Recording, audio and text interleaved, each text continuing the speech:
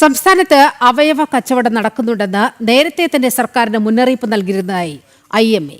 അവയവദാന നിയമങ്ങൾ ലഘൂകരിച്ചാൽ കച്ചവടം തടയാനാകുമെന്നും IMA.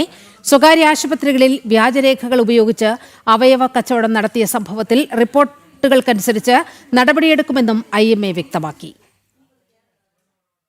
വ്യാജരേഖകൾ ഉപയോഗിച്ച് അവയവ കച്ചവടം നടത്തിയ സംഭവത്തിൽ ശസ്ത്രക്രിയകൾ നടന്നത് എറണാകുളം കേന്ദ്രീകരിച്ചുള്ള സ്വകാര്യ ആശുപത്രികളിലാണെന്ന് കണ്ടെത്തിയിരുന്നു. സംഭവത്തിൽ മുഖ്യപ്രതി മുഹമ്മദ് നജീബിനെ അടക്കം 5 പേരെ അറസ്റ്റ് ചെയ്ത് അന്വേഷണം തുടരുകയാണ്. സംസ്ഥാനത്ത് അവയവ കച്ചവടം നടക്കുന്നുണ്ടെന്നും ഒരു മാഫിയ തന്നെ ഇതിനു പിന്നിൽ പ്രവർത്തിക്കുന്നുണ്ടെന്നും നേരത്തെ സർക്കാരിന് മുന്നറിയിപ്പ് നൽകിയിരുന്നുവെന്ന് IMA വ്യക്തമാക്കുന്നു.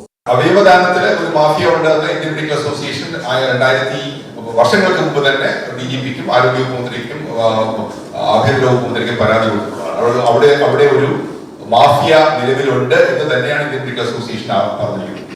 അവയവദാനം സംബന്ധിച്ച കർശനമായ നിയമങ്ങൾ അവയവ കച്ചവടത്തിന് വഴിവെക്കുന്നതായും വിമർശിച്ചു. അവയവദാനത്തിന് തയ്യാറായവരെ ബുദ്ധിമുട്ടിക്കരുത്, നിയമങ്ങൾ ലഘൂകരിച്ചാൽ കച്ചവടവും തടയാനാകും. അവയവദാനത്തിന്റെ പേരിൽ നടക്കുന്ന ഈ സംഭവങ്ങൾക്ക് ഒരു അടിസ്ഥാന കാരണം ഇവിടുത്തെ കർശനമായ നിയമങ്ങളാണ്. അതുകൊണ്ട് നിയമങ്ങളൊക്കെ കുറച്ച് കാർക്കശ്യം കുറച്ചു കഴിഞ്ഞാൽ ഇവിടെ അവയവദാനം മെച്ചപ്പെടുമെന്ന് പ്രതീക്ഷിക്കുന്നു. ഞങ്ങൾ എപ്പോഴും പറഞ്ഞത് ഇത് തന്നെയാണ്. എത്രയോ രോഗികൾ അവയവദാനം അല്ലെങ്കിൽ അവയവം കിട്ടാതെ മരിക്കുന്നവർ എത്രയോ പേരുണ്ട്.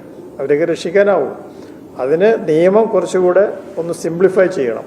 ചില സിനിമകളിലടക്കം പ്രചരിപ്പിക്കപ്പെടുന്ന തരത്തിൽ അവയവ കച്ചവടം നടത്താനാകില്ല എന്ന് IMA ഭാരവാഹികൾ പറഞ്ഞു. അന്വേഷണത്തിലിരിക്കുന്ന കേസിൽ റിപ്പോർട്ടുകൾ വരുന്നതിനനുസരിച്ച് കർശനമായ നടപടിയെടുക്കുമെന്നും IMA പ്രതികരിച്ചു. ജനം, കൊച്ചി.